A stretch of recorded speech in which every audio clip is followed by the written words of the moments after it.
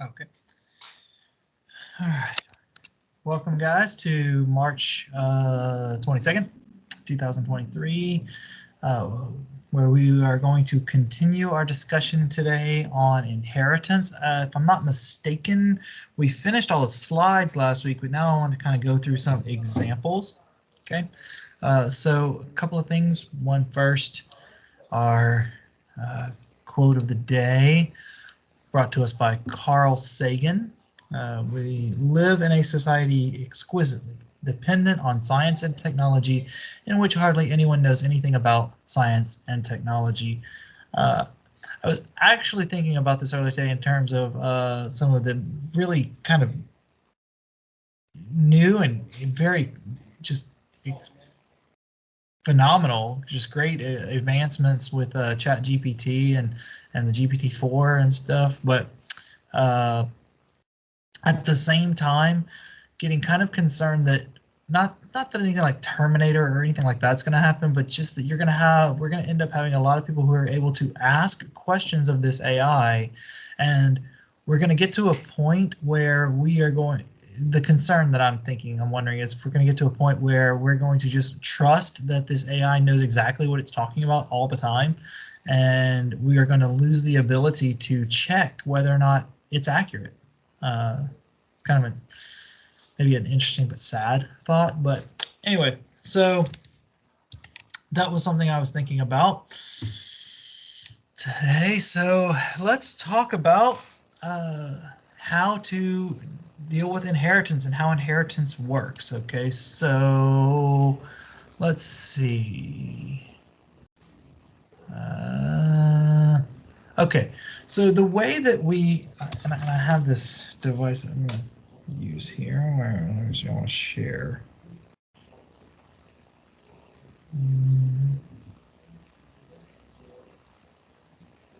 How do I do this on this?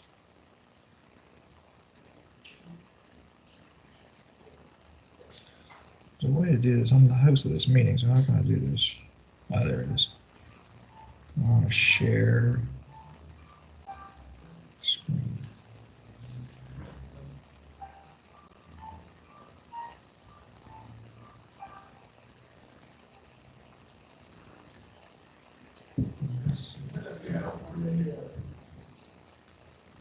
Does this work?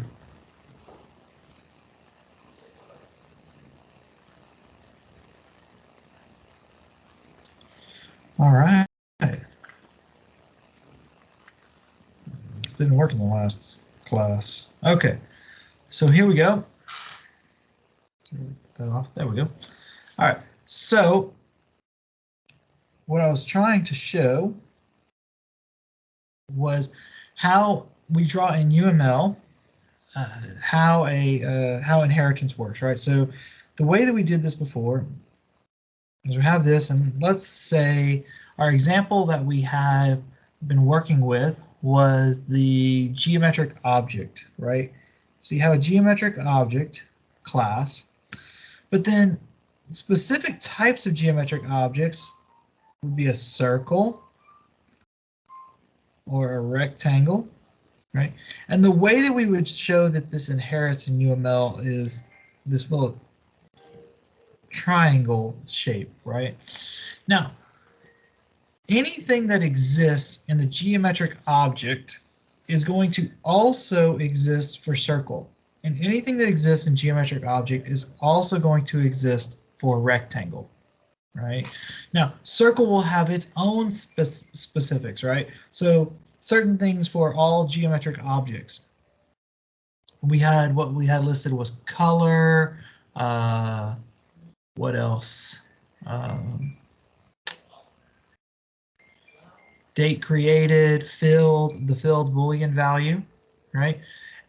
And we're going to talk later about even some things that all geometric objects may share, but we don't necessarily want to define them in geometric object. We want to define them by the specific geometric object. So, for example, every geometric object should have a get area method, right? Find out what the area is, right?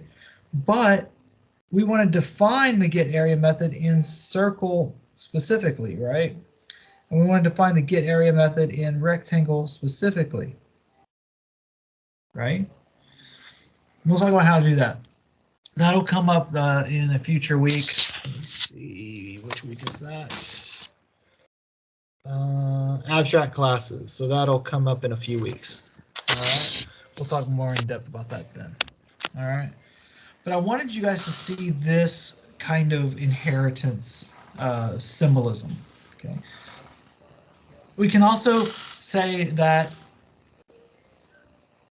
there can be multiple levels of inheritance. So for example, one of the things we talked about last week, do this, do a different one, do a different color. I like red. Red's nice. All right. Where, let's say we have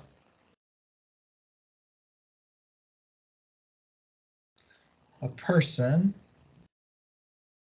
class, right? And a person is going to have, all persons are going to have things like a name, birthday, email address, whatever, right? Now, there may be a subclass of person called student, right?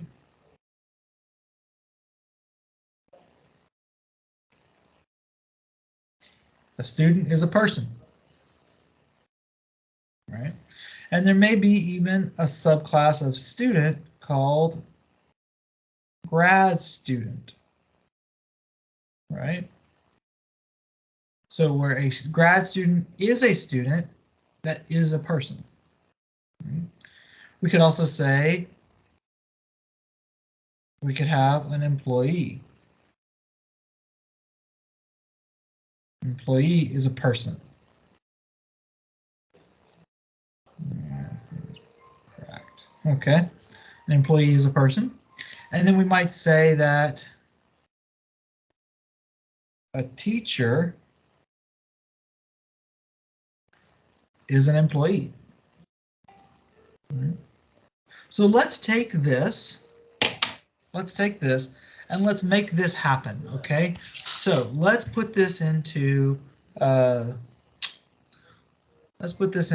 All right. So let me go back and I'm going to share this screen. It's going to be interesting what you guys are seeing.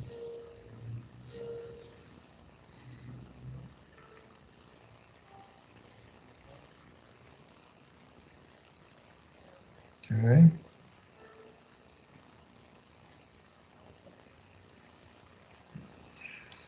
All right, so let's see, where's I wanted to share my Java screen. Okay. All right. So I want to create a new, Java file. Right. Now remember, we have certain rules about our Java file, right?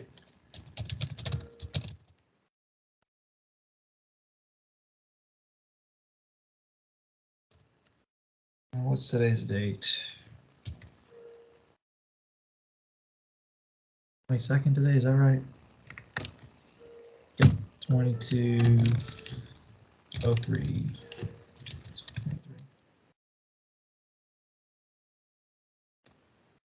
Now remember, we wanted to have what the utmost parent class was what?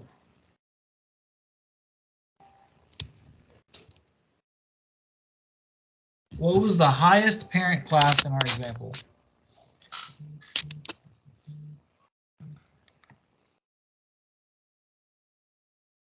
Remember?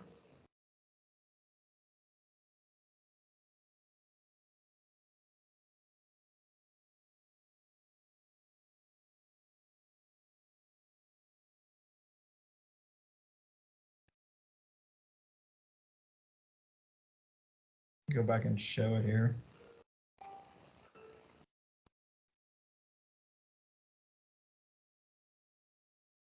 Good. Oh wait, one of you already answered. Good. Person, right? Yes.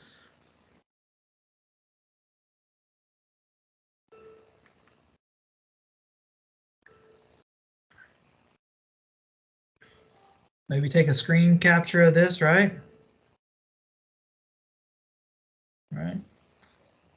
person, student, employer. Okay, let me do this. I'm going to do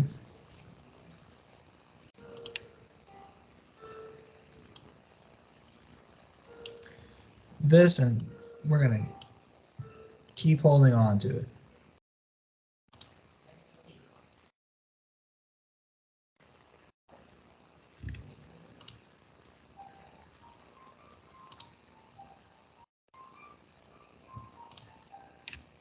All right, so now we'll always be able to come back to it over here. Okay, so person, right?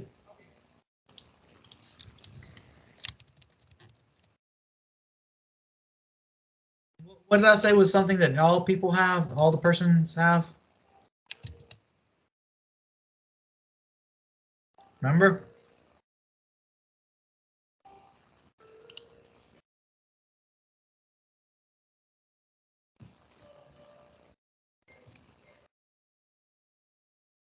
Right, a name. So we're gonna have, now what should we make our attribute?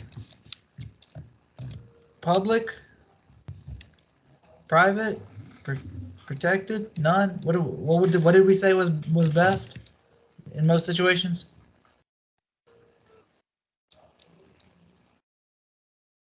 Private, right?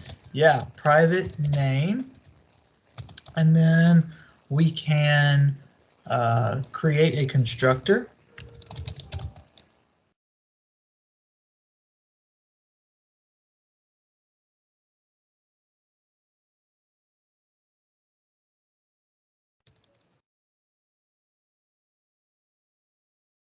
We set their name to whatever it is. Oh, you're right. All right, and then also have public facing get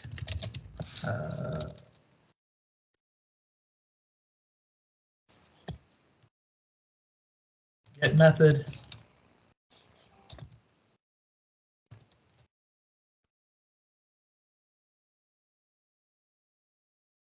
And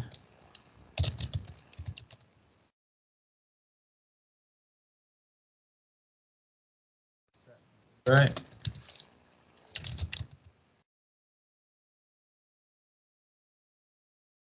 All right.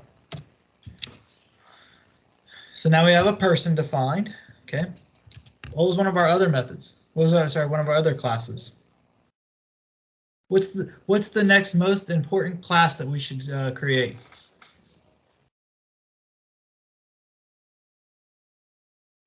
ToString? You're right. Well, okay, I did say we should override the toString method. You're right. So we could say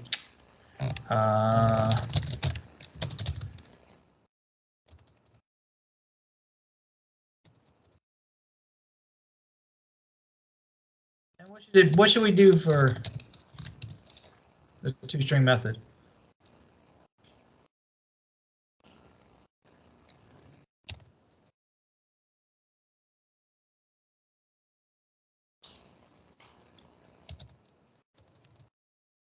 That.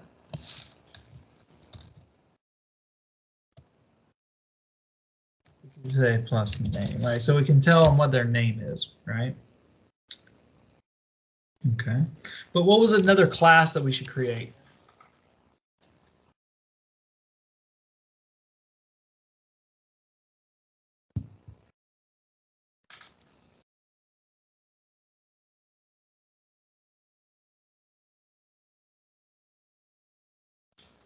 All right. Oh, good question. Do we need a no-arg constructor? Should we have a no-arg constructor?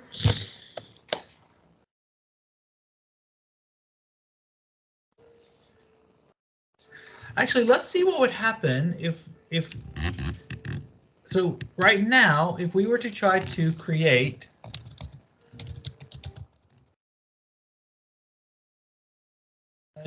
a person object with no name, with no argument constructor, what would happen?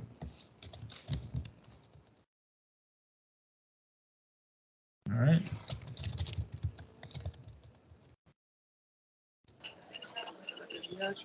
Give us a compiler error, right? Right, this would give us a compiler error. Right? Because there's no argument constructor. So what would happen if we created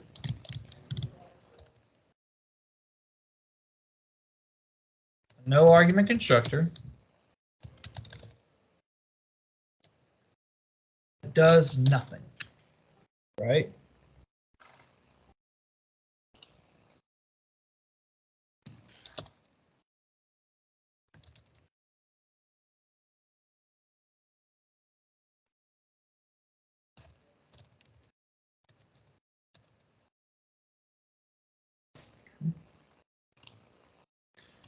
Is this going to give me a compiler error?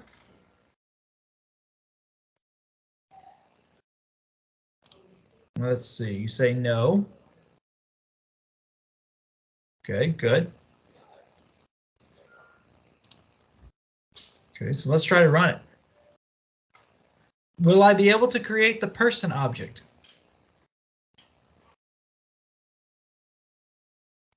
Okay, yep. I know you guys are on pins and needles. You're just like, what's going to happen? What's going to happen? Okay, so the person object got created. What's going to get displayed now?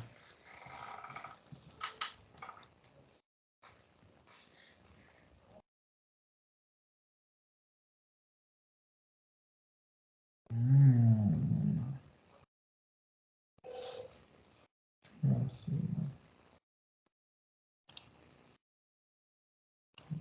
No. So the person's name is null?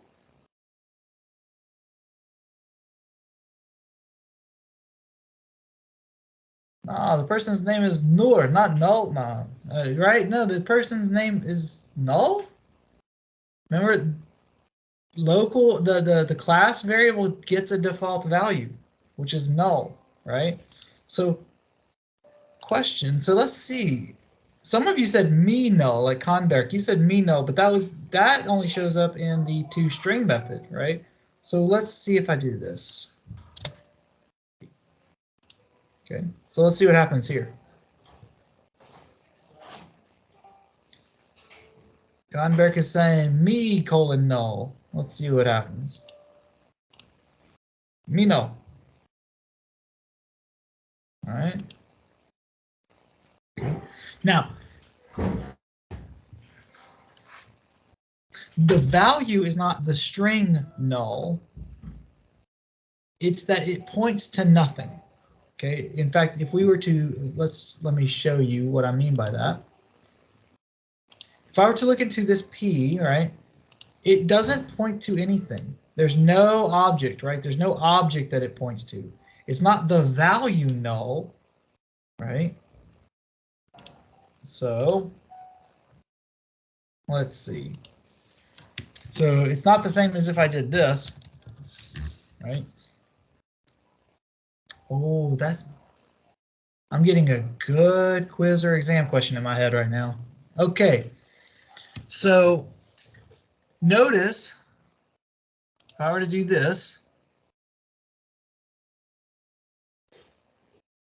and were to run it, I would get me null, right?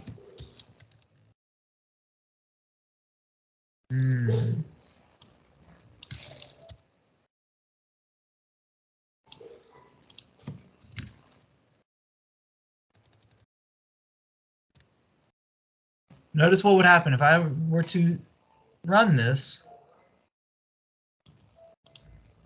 I'm going to get the same thing displayed twice, but this is not the same as this, right? Right. One of these has the string value null. One of these points to something that doesn't exist. Let me prove it to you. Okay. So if I go into P, the name is an object in memory that has the value null as a string. P1 doesn't point to anything. Its name doesn't point to anything. Okay, those are two different things. Okay, that's good quiz or exam question coming to my head right now. Okay. Yeah, I'm giving you guys a heads up on that. All right. All right, so back to the thing we're working on. So we have our person created, right? What should we create next? Are we done? Is our system done?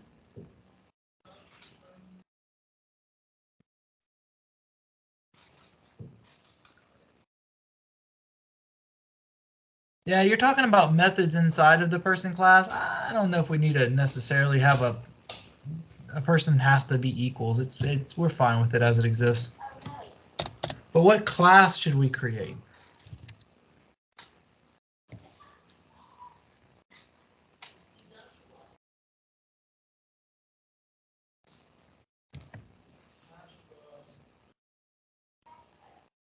Okay, right. So student or employee?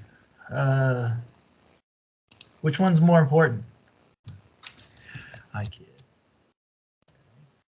Let's go student extends person, right?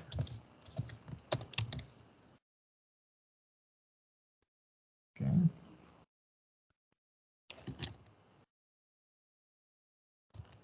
What's something that a student has that a person doesn't have? That any person doesn't have student number. Okay. Sure. Some of us have a life, nor. Let's see. Student number. Okay, what can we make that? A string?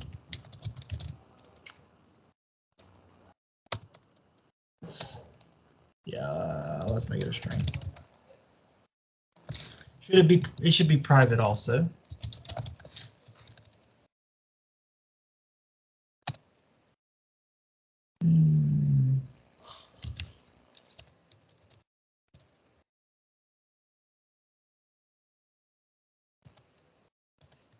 Give a default value of empty string. That's not null. That's not the same thing as null. So we're going to create a student constructor. This constructor, we could give that we need to have a name and a student ID, right?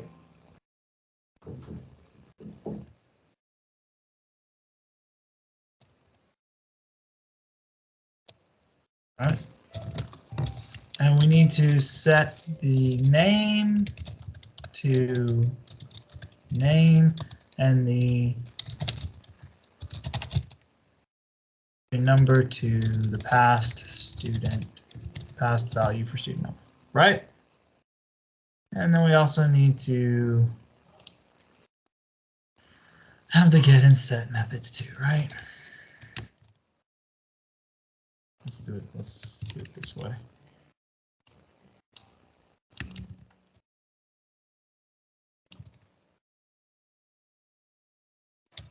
Get student number, set student number.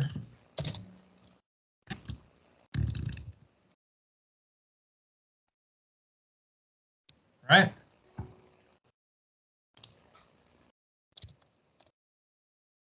So now we have our student defined, right? We're done.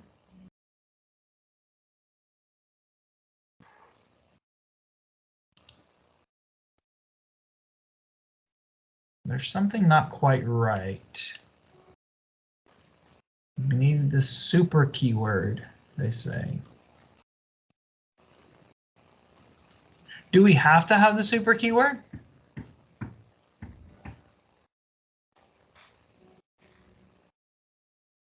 You don't have to get the super method, I think. Yeah, see, right now, the way this is done, what we don't see, but is there, is this, right? And because we defined a no argument constructor, we don't need to have this, right? But there is a problem here. There is a problem. I can see it. Can I tell it? You can see what now? Get student number. It returns a parameter, but there is no parameter in this method.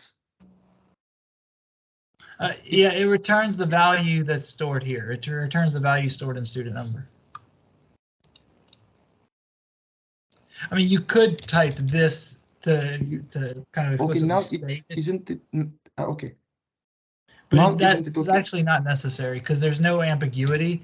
There's no ambiguity here. It'll just return the class variable student number. Okay. Okay. But there is a problem. Let's see. I'm gonna show you guys. Okay, so we're gonna get a compiler error.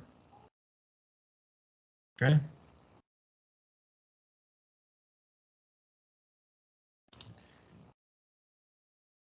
Notice that it tells us what the problem is. Name has private access in person.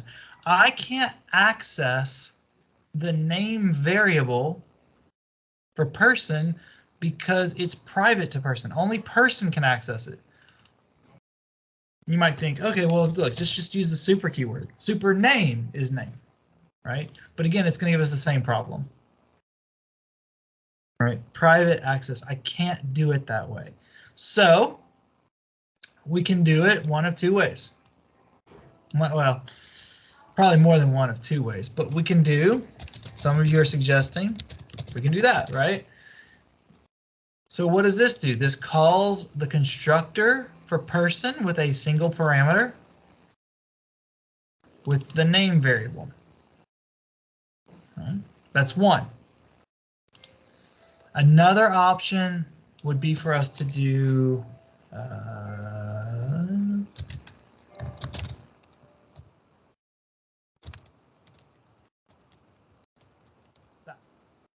this would do the same thing. And again, in this situation, super is not necessary. Okay, because there's only one set name method. There's no second set name method. So now if we were to compile this, that works. Okay. So you could either you could call the constructor with the name variable, or you can call the set name method with the name variable, because they both do the same thing here. Okay. Student extends person. Notice we don't need to override the toString method here because it already exists, right? But we could do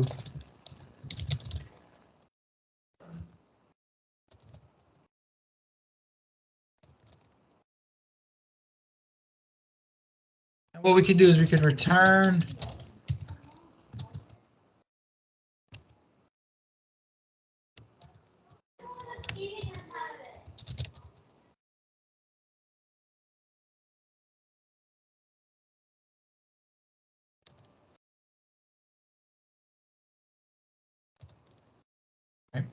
we could do it this way. And again, just like before, just like with the constructor up here, we don't have access to the name variable directly, so we have to use the getName method.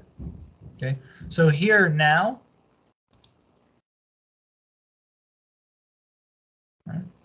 if we were to say, okay, I want to make a student, let's give this person a name. And let's give this student, what's a good student name? Last guy that commented on the call here. Conberg and student number, let's just make you 1, 2, 3, 4. Okay. Now if we compile this and run it, we'll say me is Joseph and this me with the student number 1, 2, 3, 4 is Conberg. Okay. All right. Now, this we could change to a person, right? And this wouldn't give us any problems, right?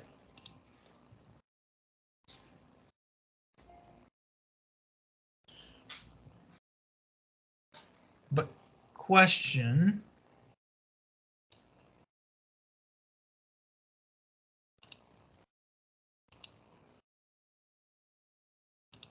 What's going to display here? Because this is a person object, but sorry, it's a person variable, but the student object.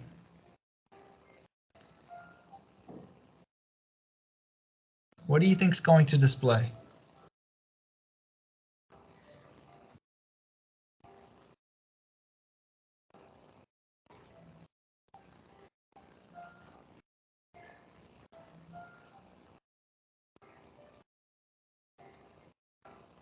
Okay, so Metop says me convex, so thinks it's going to get the person method, the person toString method.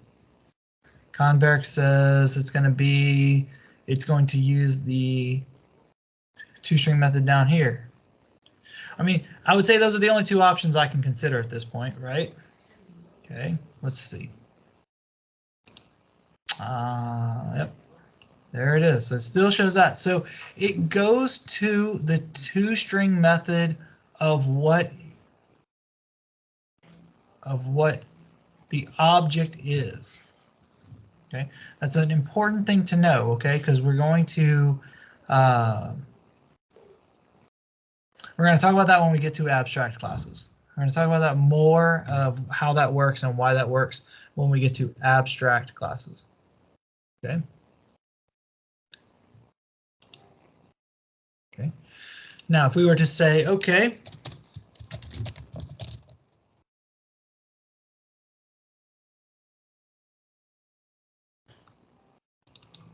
let me change this back to student, S instance of person.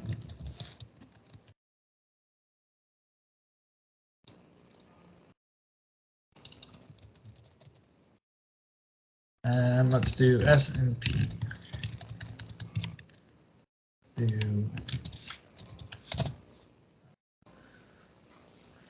So system print line P instance of person, P instance of student, S instance of person, S instance of student. Okay.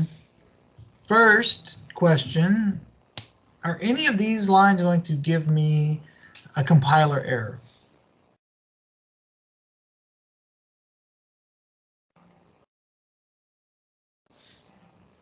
Oh, that's how I deleted it. Sorry. Yeah. Okay. Thank you. Yes, this line would have given me a compiler error if you hadn't corrected me, Metahan. Thank you. Okay. So you're saying no compiler errors. So I'm going to see. Let's see. No compiler errors. Okay. Good. All right. Now let's go through and get my student and my person. Okay. So now what's going to display for this line? It's true, right? Yep, true. And then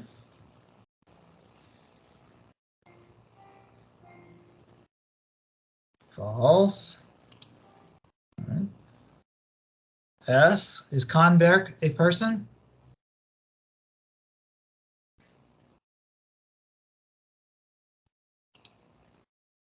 Yeah, Conberg is a person. Yep.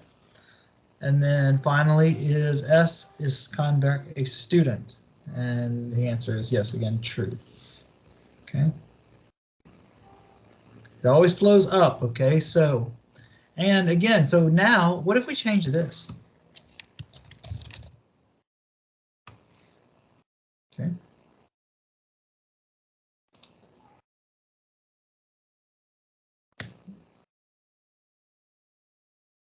Where's my okay. So we got true, false, true, true. Is by changing this S variable to a person, is that going to change any of this? Are these all going to be the same? Are they all going to be different? Are any of them going to be different?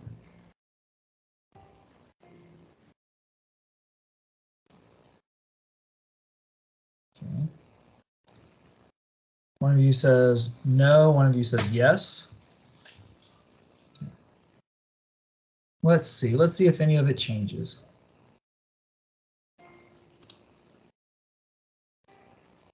True, false, true, true. Right? Remember, it's not about what the variable is for the instance of. It's about, does the object that this variable points to, is it a type of whatever this is? Okay? All right, so all the same here, true, false, true, true. Okay. So now let's see.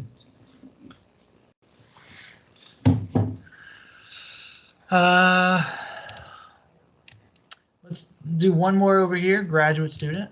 Okay.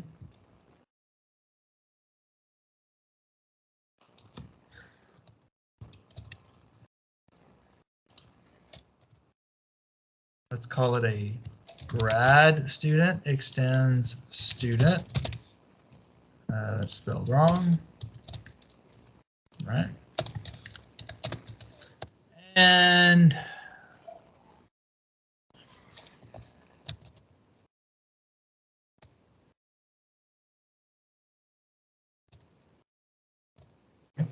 so a grad student has a thesis.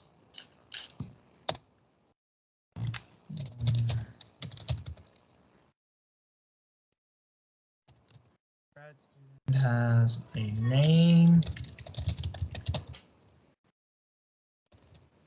an ID, and a thesis. And we will call the paper with name ID and set their thesis to be passed. And we'll make, for the sake of this, to make it quick, we'll just make them, their thesis is a immutable. They can't get it. There's a question. Let me see. This is the reason why we use public data field while we create constructors. We don't use a public data field. Public for constructor means that anyone can create an object. We have to give them calling methods a way to create this object. The public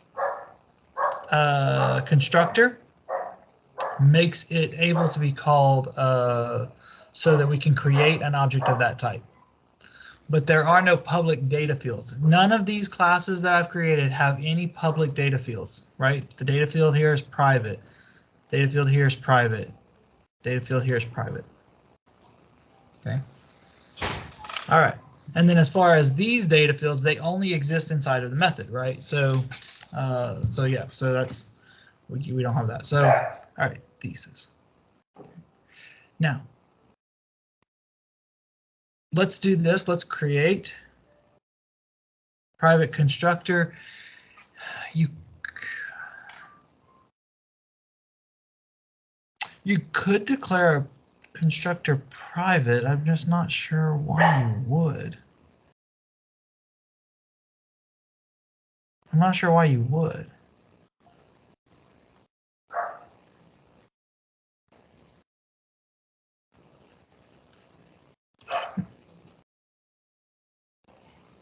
Why we use public class? Public class? You mean, wait, you mean this public constructor here? Is that what you're talking about, Saeed?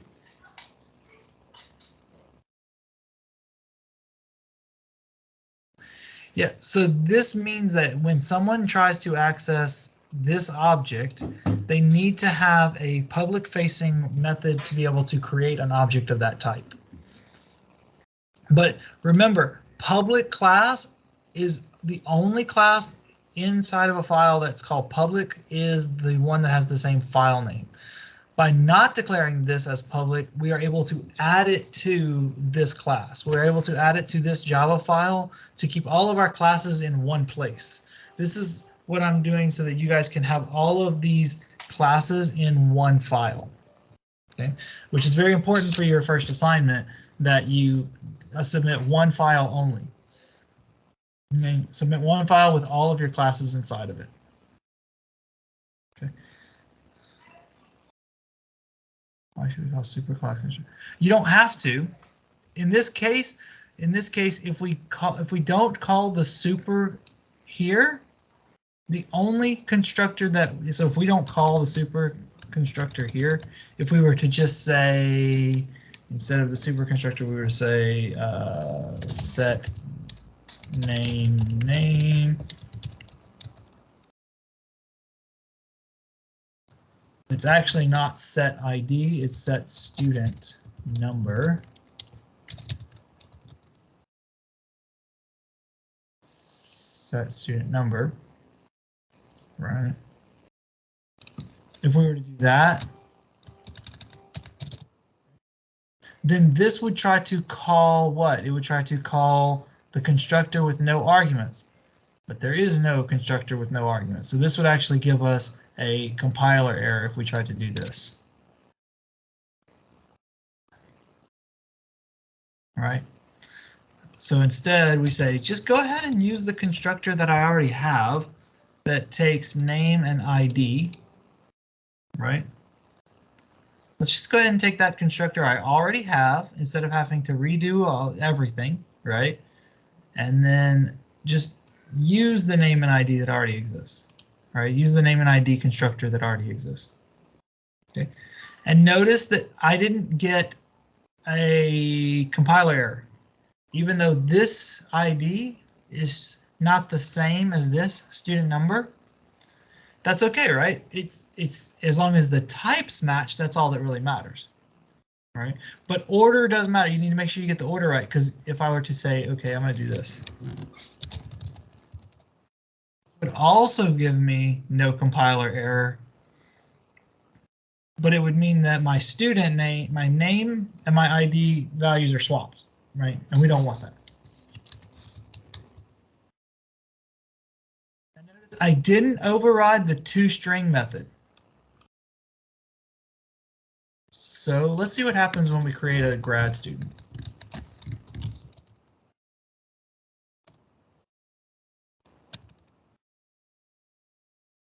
New, let's see.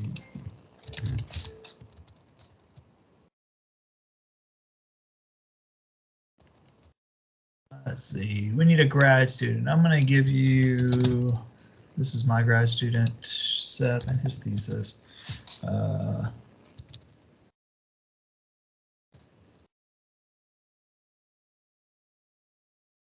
Okay.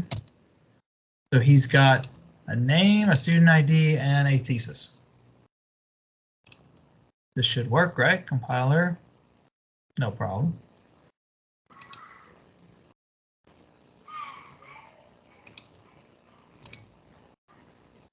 Okay.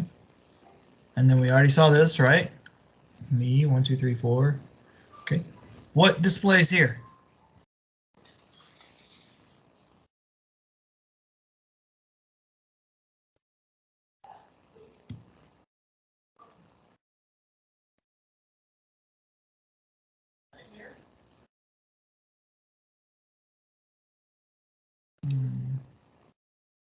It's going to display here. Just Seth, and that's it. Just the word Seth. Yeah, there's no toString method, is there? There's no toString method here. Right? Ah, so Conberg, there you are. 1, 2, 3, 4, and Seth. Oh, I use the same student number. Let me not do that again. Okay. Remember, the toString method exists in the object class, and every class below it has it. Right. So if we don't define it, it just uses the parent version of it. Okay. So what happens if we do this? It's 4:20. We're going to take a break. But question. If I comment out the toString method of the parent class, of the person class, Think about it. Don't answer yet. We're going to talk about this as soon as we come back from the break.